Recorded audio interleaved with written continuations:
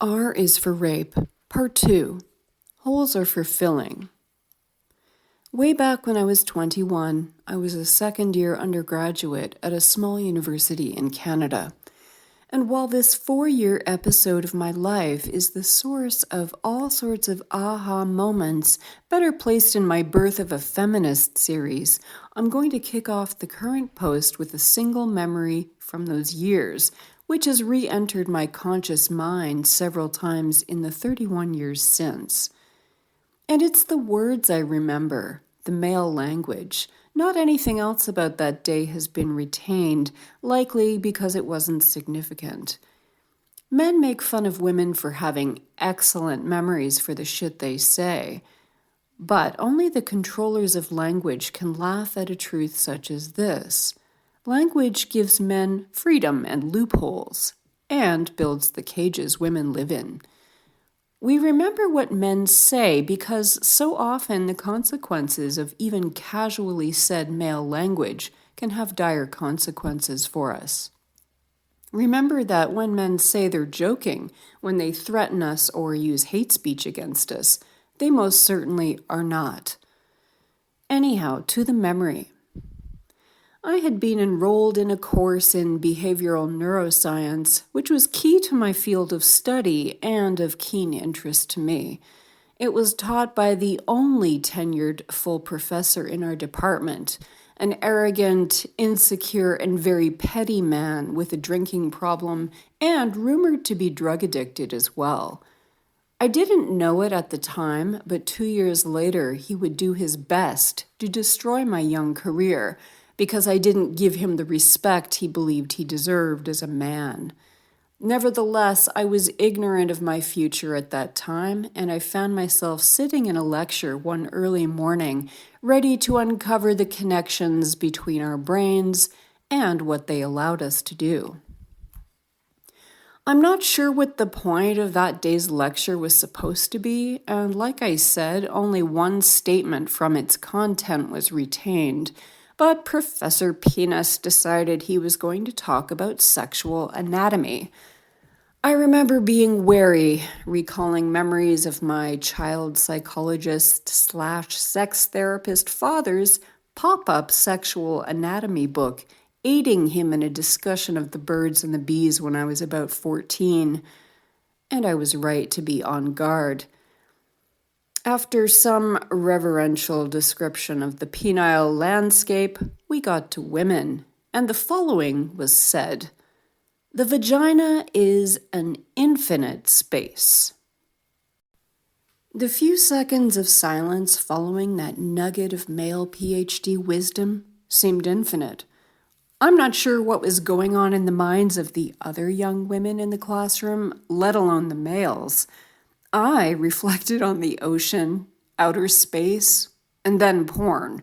I don't remember how gross porn was in the early 1990s, but what I have seen over time certainly has been a reflection of what this professor imparted to us.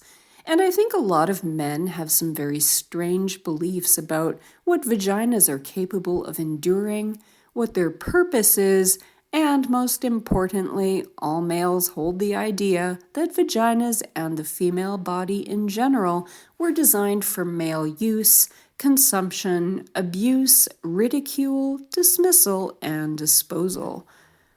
In this post, I'm going to talk a little about consensual rape, and I guarantee it's going to get people's backs up. It will make women angry because in this day and age, it is a crime to be a victim. It is a crime to be perceived as a prude. It is a crime to speak truths about male behavior and women's fundamental inequality. And it is offensive to imply that women are complicit in their own and other women and girls' oppression. It will make men angry because men always get angry when women speak without male approval and narrative control. Men don't like the implication that what they think they deserve is a mark of male privilege, not of human rights. To men, women's words are violence, but men's words, no matter how hateful or dangerous, are free speech. There is a general understanding of rape. I say general because no one agrees on exactly what it is, who can commit it, who can experience it, and what a victim looks like and how they should behave in the aftermath. In general, people believe that it is committed by strangers or few and far between crazed maniacs in our lives. There must always be explicit, observable evidence of violence, so a victim needs to have bruises, scratches, blood, and even broken bones. It is more believable if there is a paper trail of fear or refusal, and less believable if the victim has a history of saying yes or engaging in behavior that implies a gung-ho attitude towards sexual activity. These days, despite a general understanding that only a vagina falls victim to rape, now men can be raped too, and women can be rapists. So you see that unlike most crimes, rape is both specific and incredibly murky in definition and public understanding. This is deliberate. When you have a crime that in reality only females experience and only males commit, it is incredibly helpful to blur the lines in order to put the pool of potential victims at a massive disadvantage by confusing them, and to put the pool of potential perpetrators at an incredible advantage by giving them linguistic wiggle room and the benefit of the doubt. Now, it is hard enough to prove what I call rape, which is the more or less acceptable definition of forcible rape that people and the legal system believe in. Forcible rape is a very difficult crime to get women and girls to come forward about, and then even more difficult to prove in a court of law due to male control of language and the legal system. You really do need to have evidence of violence done upon your body, coupled with a videotape of the whole thing to see justice done. But the thing is that forcible rape represents only a fraction of the rapes enacted upon female bodies. And I would argue that 99.9% of these rapes are never spoken about publicly or even privately, and many of these are suppressed and cognitively repackaged in the minds of the victims. And this is simply because they fall under the male concept of consent. What is consent? If you look up consent in a dictionary of male language, most people stop at permission for or agreement to something. But there is another part that people overlook, even though it is the more important part of the definition, and is the reason that we use the word consent rather than just permission. Men, the controllers of language, have dictated that when consent is required for something, it is because one party holds power or authority over the other party. The one with less power must give explicit permission for something to be done to them or for a transaction between the two parties to occur. Without it, the more powerful party can easily abuse the less powerful. We see this in transactions involving medical treatment, human experimentation, business dealings, and parental decisions regarding their children.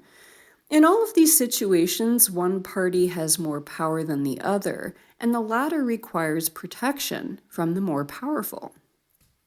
Now, the interesting thing is that males have made consent the essential element in determining whether a rape has occurred or not. Sexual intercourse is consensual by male definition. If there is no consent, it is rape. It really is the only difference between sex and rape. And note that it is not the male who must consent, but the female. And this is because females are fundamentally unequal in all dealings with males. Always have been, always will be. Liberal feminists and slimy men who say they support female sexual freedom shout loudly and constantly that women are equal now. But if that were the case, we wouldn't need this thing called consent. If women were equal to men, we wouldn't need to consent to sex, And then you get into a weird problem about whether rape can even exist. But there's a bigger problem. If you believe in the concept of consent, and if you acknowledge that males and females have a fundamental power imbalance, how do you prove or disprove that sexual consent has occurred? And even more problematic in relationships or transactions that are not one-off situations where consent is the default and doesn't require constant renewal because it has already been given once. How do we determine whether rape has occurred? Perhaps the concept of consent is flawed at the most basic level and was created by males to allow them to keep doing what they've always done, controlling women on all levels, but most importantly, sexually. But to feel that their asses are covered in a more legally observant society. To boil it down, if you have a man's figurative gun to your head and are asked to consent, is it true consent or something else entirely?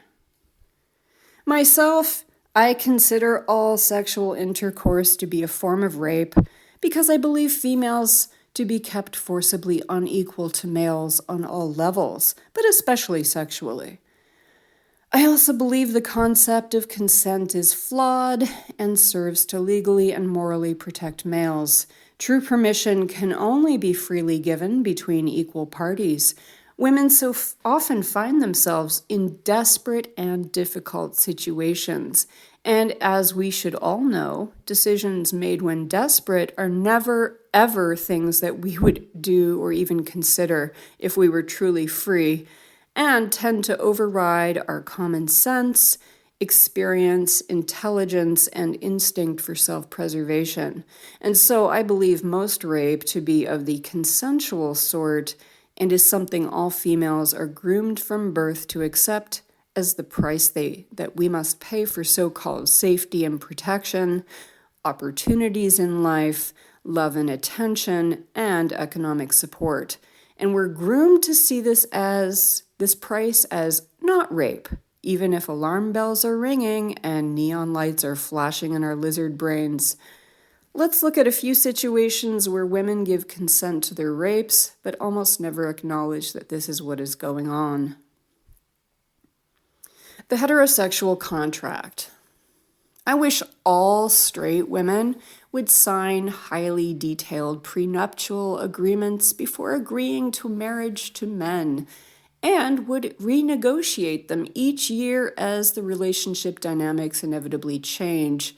Hell, I think straight women should sign highly detailed contracts before allowing males just to use their bodies. I think this would solve half the problems heterosexual lifestyles create for women. I've heard men respond to similar ideas proposed by other feminists as being boner killers and mood killers, taking all the spontaneity and excitement out of casual sex and taking the romance out of marriage proposals. I think most women would agree with that as well. I say, who gives a shit? What woman enters a transactional relationship with a male with her head on straight? Seriously, we all have free access to decades of data on violence against women, rape, unwanted pregnancy, venereal diseases, femicide. Yet few women choose to see themselves or their male partners as anything but special snowflakes, immune to what women just like them experience, and males just like their special man do. The violence and poor treatment and shitty relationship conditions are always some kind of surprise. This is the very effective outcome of heterosexual grooming that all girls in every country of the world throughout time experience. And almost all will write off their crappy experiences, if they survive them, as something other than rape, and most will rationalize their suffering as the challenges of marriage, sacrifice, evidence of devotion or love. And they believe that on some level this is what they agreed to. This is the cost of doing business. And besides, there are often enough perks or special moments to make them second-guess the whole thing.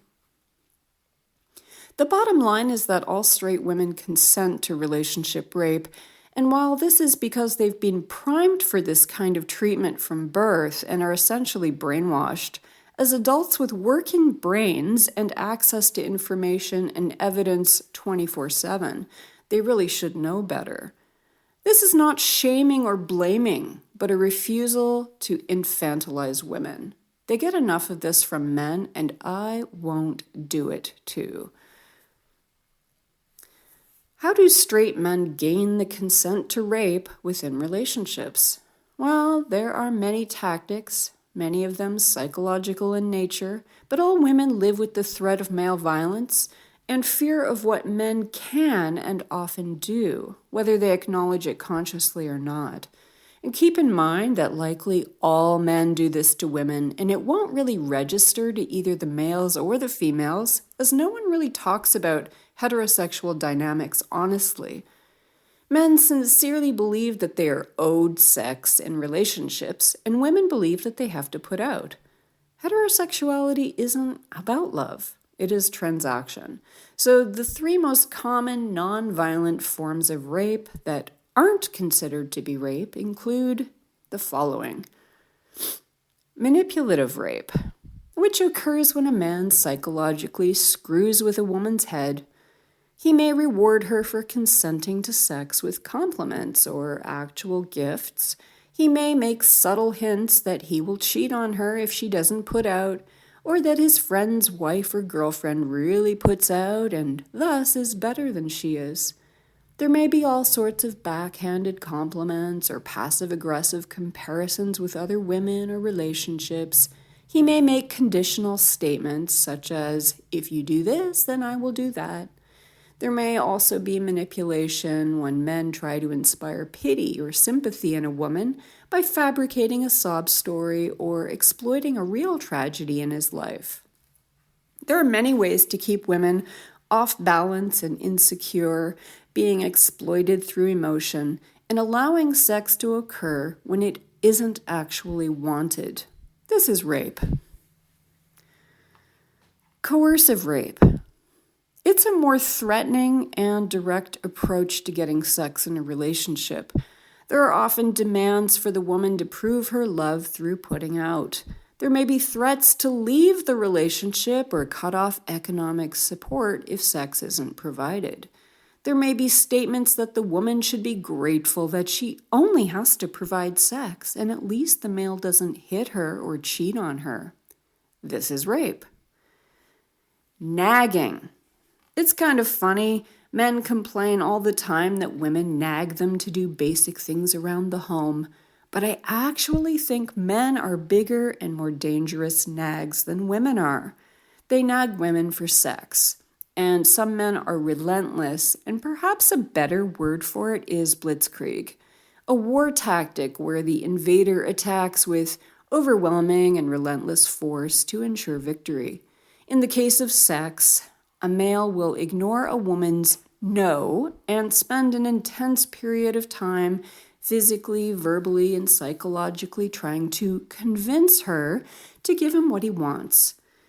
In most cases, women will give in to end the exhausting attack. This is rape. A final word. I wouldn't be so concerned with the lives and decisions of committed and active heterosexual women if not for a few truths. You see, contrary to what defensive straight women might say, no one, except men, is telling them what to do. Feminists do ask women to think, especially about their decisions with regard to men, because the personal is political. When women devote their energy to men, they make things harder for the minority of women who don't. Heterosexuality, the practice, and the lifestyle were designed by men for men and only serve to divide and separate women and to keep them powerless and shackled to their oppressors. That is the first reason that I care about this issue. Another reason is that the negative outcomes of heterosexual relationships take enormous resources from society. The women's shelters, the rape crisis centers, the health care required to deal with an overabundance of pregnancies and the complications associated with them, the unwanted children in the system that must support them, the criminal justice system dealing with violent male offenders, and drug addiction that seems inevitable in a patriarchal, capitalist society that causes and thrives on suffering. Male domination, maintained mainly through consensual rape relationships and secondarily through the threat of non-consensual rape, costs a lot to society due to the sheer amount of suffering inflicted disproportionately on women and children. I frequently see women in online forums wondering how they can raise a daughter to be independent and maybe even feminist, but not to hate men. And all I see in that is grooming for consensual rape.